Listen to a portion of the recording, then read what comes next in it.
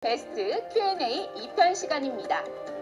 그동안 궁금한 거 알려주며 소개된 내용 중에서 베스트만을 쏙쏙 뽑아 보여드릴 텐데요. 같이 보실까요? 지가 사든 안 사주든 전달하는 건 내 말이다.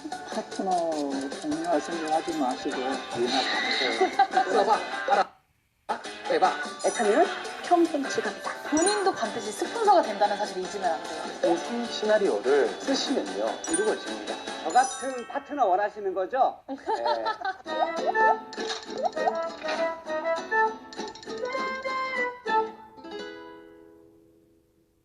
소비자 관리에서 조직 관리로 전환을 할 때 어떤 부분이 어려우셨나요? 그걸 어떻게 또 극복하셨는지 궁금합니다라는 질문이 들어왔어요. 소비자는 사실 이제 제품에 대한 비전을 보신 분들이잖아요. 그래서 내 사업을 도와주시는 고마운 분들 이렇게 생각을 하고, 조직 관리는 사실 이제 함께 한다는 그런 이제 개념이기 때문에 나만 생각해서는 점점 조직이 커지지 않겠죠. 직급을 보니까 딱 7개가 있더라고요. 근데 첫 번째 직급은 판매사. 그런데 두 번째부터 시작해서 마지막 임페리얼 마스터까지가 똑같은 거예요, 구조가. 그러면 이건 다이아몬드 마스터가 진짜 이걸 배워야 되겠다라고 제가 생각하고 도전했는데 사실은 잘 못했죠. 상대를 잘 파악해야 되는데 팀워크를 만들어 나가야 되는 사업인 거를 제가 딱 반쯤 가서 일주일 딱 가고 난 뒤에 다시 포기를 했어요. 제 지인임에도 불구하고 사실 비전 본 크기도 다르고 상황도 다르고 성격도 다르고 다 다른데 근데 저는 그거를 파악을 못한 거예요.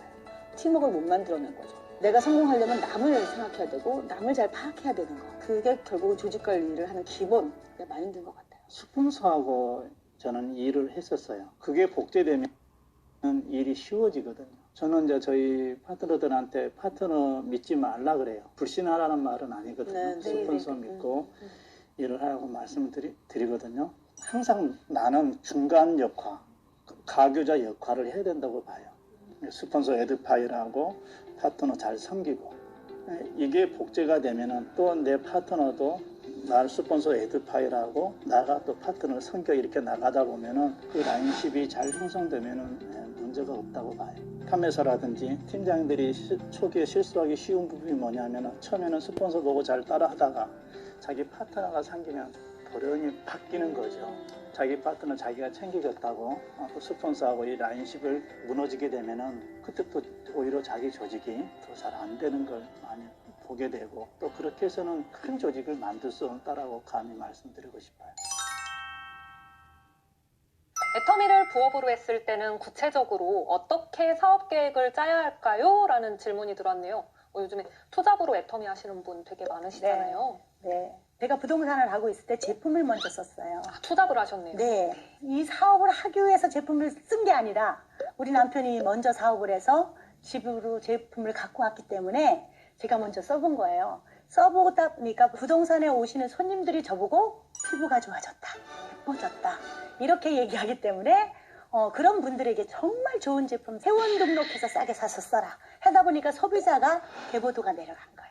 정석의 케이스네요. 정석이가 있습니다. 그러니까 결국은 부업으로 사업을 하든 본업으로 사업을 하든 제품을 먼저 써보시고 그 느낌을 가지고 내가 확신이 있는 그것을 전달했을 때 그분들이 써보고 좋으면 계속 소개를 하게 되고 또 사업을 하겠다고 나오시는 분들이 계시고 하다 보면 개보도가 늘어납니다.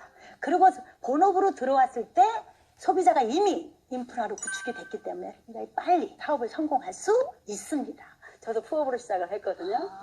저도 역시도 피부 좋아졌다는 말을 들으면서 누가 그 제품 좀 갖다 줘 얘기할 때 소비자가 늘어났거든요. 그러면서 한 3개월 정도 부업하다가 이렇게 제품이 재구매가 일어나?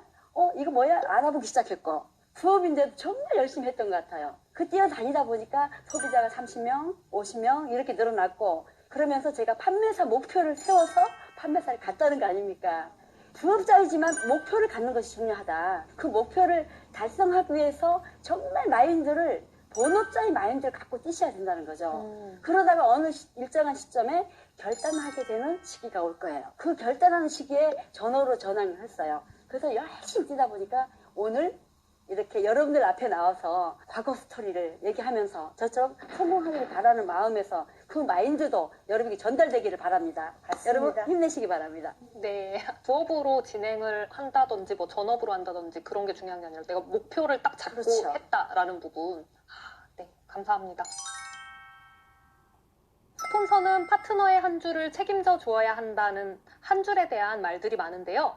바이너리 마케팅의 올바른 사업 방법이 궁금합니다라는 질문이 들어왔어요.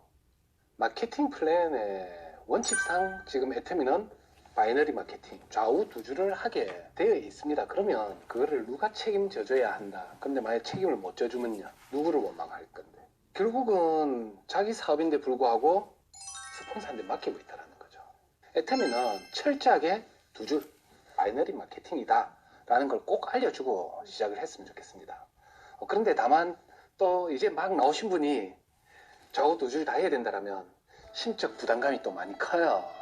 그러면 이제 그럴 때 또 다르고 다르다고 그렇지. 내 인맥을 5대5가 아닌 6대4 뭐 3대7 이렇게 하면서 같이 해 나가보자. 결국 함께 같이 뛰어줄 수 있느냐 없느냐가 중요한 거지. 애터미는 양쪽 두 줄을 내가 책임지고 끌어가야 된다고 생각합니다. 저는 이런 이야기가 급하게 일을 진행하신 팀에서 나오는 말이라고 생각이 들어요. 한 줄을 스폰서님이 책임을 져야 된다. 뒤집어 보면 스폰서가 나를 안 도와주면 평생 돈을 못 번다는 뜻이 되거든요. 내 운명이 스폰서에 달려있다? 저는 스폰서님을 굉장히 존경합니다. 하지만 그분들한테 내 운명을 맡기고 싶은 생각은 사실 없어요. 저한테는요, 한쪽에 임페리얼이 계신 줄이 있으세요. 네, 그러면 제가 거기다 무슨 후원을 하겠어요. 근데 한 달 동안 저와 제 남편이 강의한 내용을 보면 대실적 쪽에 사업 설명하고 강의 후원을 다닌 게 저희 소실적보다 훨씬 더 많습니다. 저희가 그렇게 하는 것은 애터미는 분명히 두 줄이고 제 산하이기 때문에 저희가 시간을 내고 할 수 있는 부분은 어쨌든 책임을 다하려고 애를 쓰는 거죠. 애터미는 밸런스 맞추는 두 줄 마케팅입니다. 반품이 들어오는 경우가 간혹 있는데 리더님들은 이럴 때 어떻게 하시는지 궁금합니다 라는 질문이 들어왔네요. 네. 애터미 반품률이 0.2% 이하로 적긴 하지만 간혹 있기는 하잖아요. 이제 이럴 때 리더님들은 어떻게 하시는지 먼저 양한숙 크라운 마스터님부터 말씀 부탁드립니다. 저희들은 제품을 사랑하고 회사를 아끼는 마음으로 이 제품이 반품이 됐을 때는 어차피 회사에서는 폐기 처분 된다는 그런 마음이 있었기 때문에 우리 리더들이 함께 해결하곤 했었는데 지금 새롭게 시작한 소비자에게는 우리가 반품이 된다는 모습도 확실하게 보여줄 필요가 있습니다. 그래서 정말 우리 리더들이 해결할 수 있는 선에서는 해결하시고 또 반품이 들어왔을 때 그분에게 분명히 반품이 된다는 모습을 보여주는 것이 소비자에게 많이 도움이 될 것 같습니다. 반품이 들어오는 거는 제가 볼 때는 자연스러운 현상 같아요. 그래서 놀라지 마시고 반품이 들어왔을 때 반품의 원인이 뭔지를 빨리 파악하는 게 저는 중요할 것 같아요. 왜 그 사람이 반품을 했을까? 네, 이 부분도 네, 이유가 분명히 있을 타이밍을 이렇게 겁니다. 딱 놓치지 않아야 돼요. 그리고 시간을 또 끌지 않고 신속하게 대응하는 게 좀 중요하다고 생각이 들고요. 그 다음에 그 반품을 한다는 얘기는 이 사람이 관심이 없으면 반품을 거의 안 하거든요. 그 반품을 한다는 얘기는 관심이 있다는 얘기이기 때문에 그 사람한테 애터미 제품에 대한 설명도 더 할 수 있고 그 다음에 후속 조치를 할 수 있는 절호의 기회가 온 거라고 저는 생각이 들어요. 긍정적으로 보고 적극적으로 대응해서 그 사람이 제품을 정확히 이해하고 사업에 더 적극적으로 활용할 수 있는 기회가 아닌가 생각이 듭니다. 반품이라는 게. 긍정적으로 생각하면. 저는 그렇습니다. 저희 집은 애가 셋인데 갑자기 남편이 아프게 되면서 제가 생계를 이끌어야 하는 상황이 되었습니다. 남편 간호에, 아이들 케어에, 생계까지 책임져야 하는 정말 극한 상황에서 애터미를 잠시 멈추고 다른 일을 할지 아니면 더욱 매진해야 하는지 고민이 됩니다. 조언 부탁드립니다. 라는 질문이 들어왔네요. 굉장히 안타까운데요. 이분이 오토 판매사가 아니고 판매사 같아요. 그러면 많이 이제 힘든 상황입니다. 저도 초창기에 굉장히 힘들게 일을 했어요. 신용불량자로 이제 3년 동안 이미 살면서 이제 애터미를 만났는데 진짜 생활비도 없이 이제 일을 했는데 어찌 됐든 제품이 우리가 이제 누구나 쓰는 생필품이기 때문에 이게 이제 전달하기가 쉬웠고 그리고 이제 우리 제품을 한번 쓰고 나면 다시 재구매가 일어나니까 그래서 이제 일이 잘 풀렸던 것 같아요. 그래서 그냥 뭐 남들보다 더 부지런하게 움직이고 남들보다 한 발짝 더 뛰는 그런 마음을 갖고 했으면 좋겠고요. 그리고 이제 그 큰 아이가 조금 이제 그래도 컸으니까 엄마가 성공할 때까지 엄마 좀 도와줬으면 좋겠다. 그렇게 이제 아이한테 조언을 좀 구하고 그렇게 이제 얘기했으면 좋겠고요. 애터미에서 성공을 하려면 원더우먼이 되어야 될 것 같아요. 힘내셨으면 좋겠습니다. 아이가 셋이고 남편분이 아프시고 그렇게 되면 수입을 더 벌여야 되는데 만약 다른 일을 선택한다고 하면 파트타임으로밖에 볼 수밖에 없어요.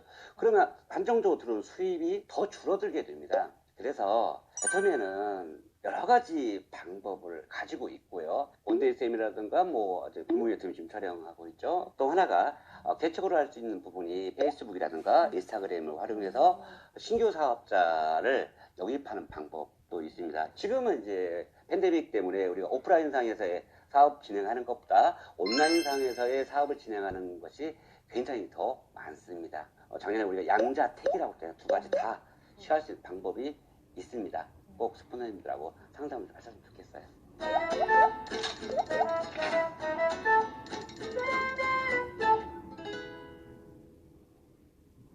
궁금한 거 알려줌은 채널 애터미에서 다시 보실 수 있습니다.